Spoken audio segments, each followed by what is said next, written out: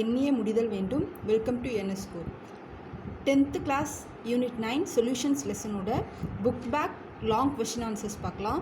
Question number 1, write notes on saturated solution, unsaturated solution. First நமக்கு சொல்யூஷன்னா என்னன்னு தெரியும். சொல்யூஷன்னா homogeneous mixture of solvent and solute. Okay, ஒரு சொல்யூஷனுங்கிறது சால்வெண்ட்டு ப்ளஸ் சொல்யூட்டும் சேர்ந்துச்சுன்னா தான் சொல்யூஷன் கொடுக்கும். இப்போது சொல்யூட்டுங்கிறது எப்பயுமே கரையிற பொருள், சரிங்களா? இப்போ வாட்டரில் சுகர் ஆட் பண்ணிங்க அப்படின்னா இந்த சுகர் 1 ஸ்பூன் தான் நம்ம ஆட் பண்ணுவோம் இல்லையா? ஸோ லெஸ் குவான்டிட்டி அப்படி ஞாபகம் வச்சுக்கோங்க. லெஸ் குவான்டிட்டியாக இருக்கிறது சொல்யூட். ஓகே, லார்ஜ் குவான்டிட்டியாக இருக்கிறது சால்வெண்ட். அதுதான் கான்செப்ட். இப்போது டைப்ஸ் ஆஃப் சொல்யூஷனோட டைப்ஸில் அமௌண்ட் ஆஃப் சொல்யூட்டை வச்சு சொல்யூஷனோட டைப்ஸை பிரிக்கிறாங்க. அப்படி பிரிக்கிறது தான் saturated and unsaturated solution. Okay, இப்போது இது எப்படி படிக்கிறதுன்னு நம்ம பார்க்கலாம். அமௌண்ட் ஆஃப் சொல்யூட்டை வச்சு தான் சேச்சுரேட்டடாக அன்சேச்சுரேட்டடான்னு நம்ம சொல்ல முடியும். அப்போது சால்வெண்ட்டோடைய அமௌண்ட் ஃபிக்ஸ்டு. ஓகே, இந்த ரெண்டு சொல்யூஷன்லேயுமே சால்வெண்ட் வாட்டர் தான் எடுக்கிறோம். 100 grams ஆஃப் H2O. இங்கேயும் 100 grams ஆஃப் H2O எடுத்துடுறோம், சரிங்களா? இப்போ இந்த 100 gram ஆஃப் H2Oவில் நம்ம காமன் சால்ட்டை மிக்ஸ் பண்ணுறோம், சோடியம் குளோரைடை மிக்ஸ் பண்ணுறோம். இப்போது சோடியம் குளோரைடோடைய வெயிட்டு தான் வேரி ஆகுது. ரெண்டுத்துலேயுமே சோடியம் குளோரைடு தான் மிக்ஸ் பண்ணுறோம். அதோட வெயிட்டு தான் வேரி ஆகும்.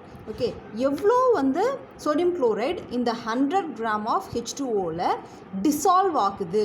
ஓகே, கரைச்சோன்னா நம்ம அந்த அந்த உப்புக்கல்லே தெரியக்கூடாது, அந்த கிறிஸ்டல்லே தெரியக்கூடாது.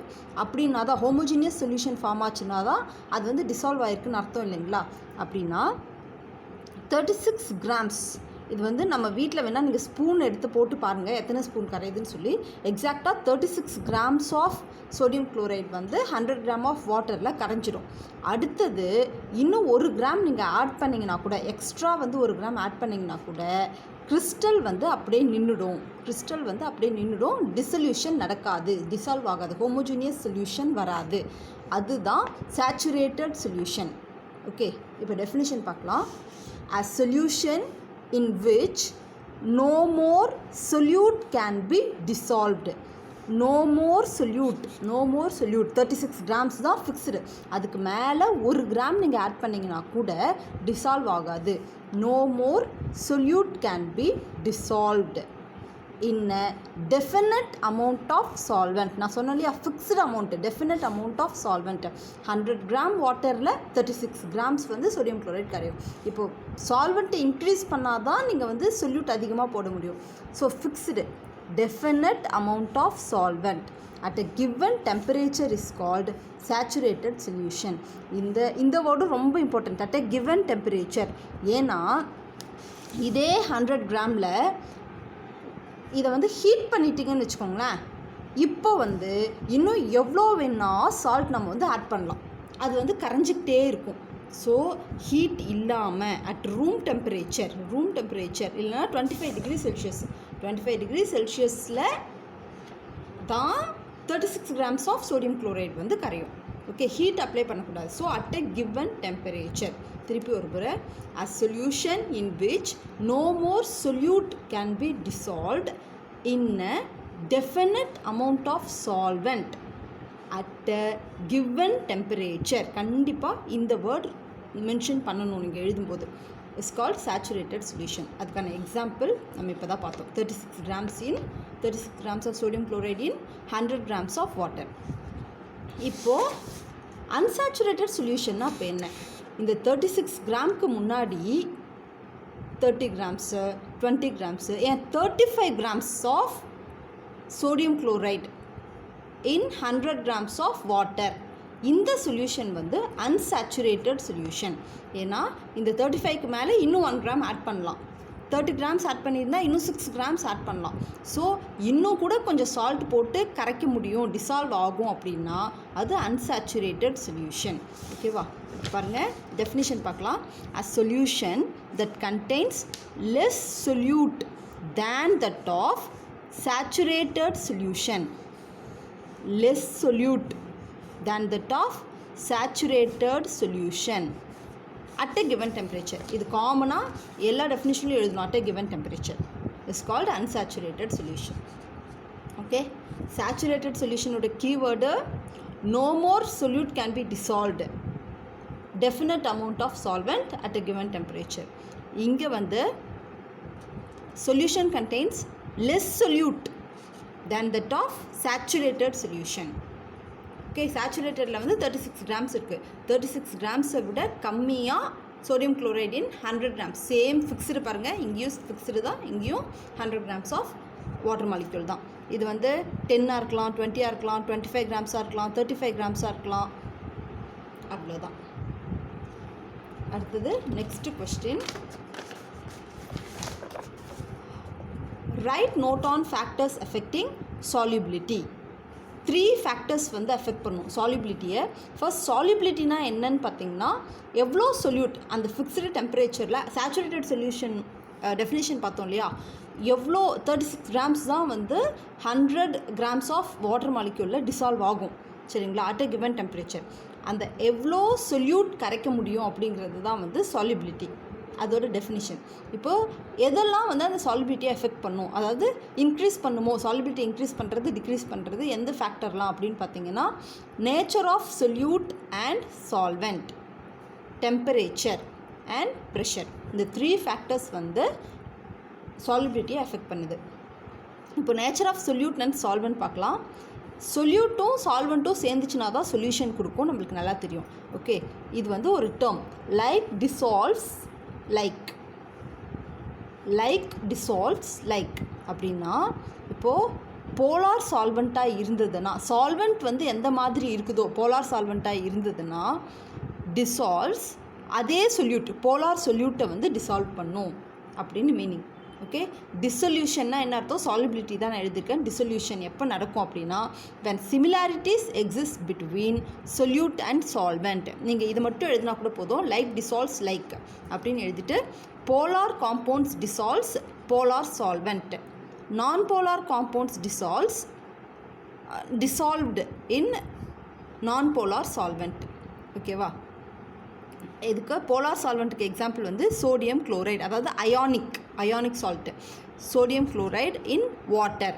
இதுவே ஃபேட்டை எடுத்துகிட்டு போயிட்டு நீங்கள் வாட்டரில் கலந்தீங்க அப்படின்னா மிக்ஸ் ஆகாது, தனித்தனியாக நிற்கும். நம்மளுக்கு பெஸ்ட் எக்ஸாம்பிள் வந்துட்டு நீங்கள் கெரோசின் எடுத்துகிட்டு போயிட்டு வாட்டருக்குள்ளே கூட மிக்ஸ் பண்ணி பாருங்கள், ஏதாச்சும் ஆயிலில் மிக்ஸ் பண்ணி பாருங்கள், அது வந்து வாட்டரில் டிசால்வ் ஆகாது, தனித்தனி லேயராக தான் நிற்கும்.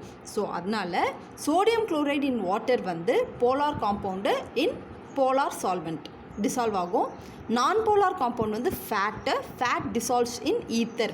ஈத்தர்ன்றது ஒரு நான் polar solvent. Ether, alcohol, benzene அதெல்லாம் வந்து நான் போலார் சால்வெண்ட்டோட எக்ஸாம்பிள்ஸ். சரிங்களா? இப்போது டெம்பரேச்சர், அடுத்த ஃபேக்டர் டெம்பரேச்சர். ஃபர்ஸ்ட் நம்ம பிரிச்சுக்கலாம். சாலிட் சொல்யூட் இன் லிக்விட், சாலிட் சொல்யூட் இன் லிக்விட் சால்வெண்ட். ஓகே, இப்போ சாலிட் சொல்யூட் வந்து என்ன, எதை எக்ஸாம்பிள் வந்து சோடியம் குளோரைடு இன் வாட்டர்னே வச்சுக்கோங்க.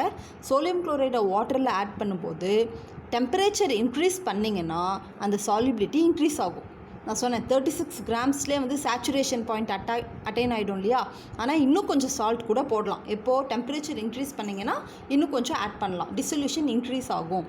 Increases with increase in temperature. Okay, அடுத்தது எண்டோதெர்மிக் ப்ராசஸ். எண்டோதெர்மிக் ப்ராசஸ்னால் என்னது? ஹீட்டை வந்து அப்சார்ப் பண்ணும். அதாவது நீங்கள் ஏதாச்சும் ஒரு சால்ட் எடுத்து வாட்டரில் வந்து மிக்ஸ் பண்ணிங்க அப்படின்னா அங்கே வந்துட்டு உங்களுக்கு கூலிங் எஃபெக்ட் கிடைக்கும். ஓகே, அந்த அந்த அந்த டம்ளர் நீங்கள் தொட்டு பார்த்தீங்கன்னா ஜில்லுன்னு ஆகிடும். இப்போ குளுக்கோஸ் எடுத்து நீங்கள் வந்து வாட்டரில் போட்டு கலந்தீங்க அப்படின்னா டம்ளர் ஜில்லுன்னு ஆகிடும் பார்த்தீங்களா? அது வந்து எண்டோதெர்மிக் ப்ராசஸ். எண்டோதெர்மிக் ப்ராசஸில் வந்து same increases, solubility increases with increase in temperature. Okay, exothermic process. exothermic processனா என்னப்பா? exothermic processனா இது வந்து ஹீட்டை வந்து லிபரேட் பண்ணும். நீங்கள் ஏதாச்சும் ஒரு சால்ட்டை போட்டு டிசொல்யூட் பண்ணும்போது ஹீட்டை லிபரேட் பண்ணும், சூடாகிடும் அந்த பாத்திரம். அப்படி ஆச்சுன்னா அந்த exothermic process. It decreases, solubility decreases with increase in temperature. Okay, அடுத்தது கேஸ் சொல்யூட் வந்து கேஸு, சால்வெண்ட் வந்து லிக்விடாக இருக்கும்போது என்ன ஆகுது அப்படின்னா decreases with solubility decreases with increase in temperature. எந்த கேஸை நீங்கள் கார்பனேட்டட் ட்ரிங்க்ஸ்லாம் பாருங்கள், நம்ம ஃப்ரிட்ஜுக்குள்ளே தான் வைக்கணும். வெளில வச்சிங்கன்னா டெம்பரேச்சர் இன்க்ரீஸ் ஆகும். ஆக்சுவலாக அது டைட்டாக ஹோல்ட் ஆகிருக்கும். அப்படி இல்லைனா ஈஸியாக வந்து கேஸ் எஸ்கேப் ஆகிடும். டெம்பரேச்சர் இன்க்ரீஸ் ஆக ஈஸியாக வந்து எஸ்கேப் ஆகிடும் gas. So decreases with increase in temperature. மறுபடியும் ரீகலெக்ட் பண்ணுங்கள். ஃபர்ஸ்ட் 1, இது 2. நம்ம லிக்விட் இன் லிக்விட் பார்க்கல, solid in liquid. Okay, solid in liquid வந்து ஜென்ரலாக இன்க்ரீசஸ் வித் இன்க்ரீஸிங் டெம்பரேச்சர். அதில் எண்டோதெர்மிக் ப்ராசஸாக இருந்தால் increases with increasing temperature. Exothermic ப்ராசஸாக இருந்தால் decreases with increasing temperature. Number 2, gas in liquid பார்த்தீங்கன்னா decreases with increase in temperature. Okay, இந்த ஆரோ mark ஞாபகம் வச்சுக்கோங்க. Up down up. ஓகே, இது வந்து SL, solid in liquid. Okay, இப்படி பிரிச்சுக்கோங்க. இங்கே வந்து கேஸ் இன் லிக்விட் GL. இது SL, இது வந்து GL. SLல ஜென்ரலாக இன்க்ரீஸ் தான். Next end, exo, ex. Okay, இப்படி பிரித்து படிச்சுக்கோங்க. அடுத்தது ப்ரெஷர் பார்த்திங்கன்னா ஒரே ஒன்றுத்துக்கு மட்டும்தான் அப்ளிகபிள். ப்ரெஷர் வந்து கேஸ் இன் லிக்விட்க்கு மட்டும்தான் அப்சர்வ் பண்ணியிருக்காங்க. Okay, gas in liquid. அப்போது increases with increase in pressure. Carbonated ட்ரிங்க்ஸ்லாம் ஹை ப்ரெஷரில் வந்து நம்ம டைட்டாக க்ளோஸ் பண்ணி வச்சுருப்பாங்க. ப்ரெஷர் ஹையாக இருக்கும்போது தான் சாலிபிலிட்டி இன்க்ரீஸ் ஆகும். நீங்கள் ஓப்பன் பண்ண உடனே ப்ரெஷர் டிக்ரீஸ் ஆகும். ஸோ புஷ்ஷுன்னு நமக்கு இதெல்லாம் கேஸ்லாம் வந்து வெளில வந்துடும். சரிங்களா? தேங்க்யூ.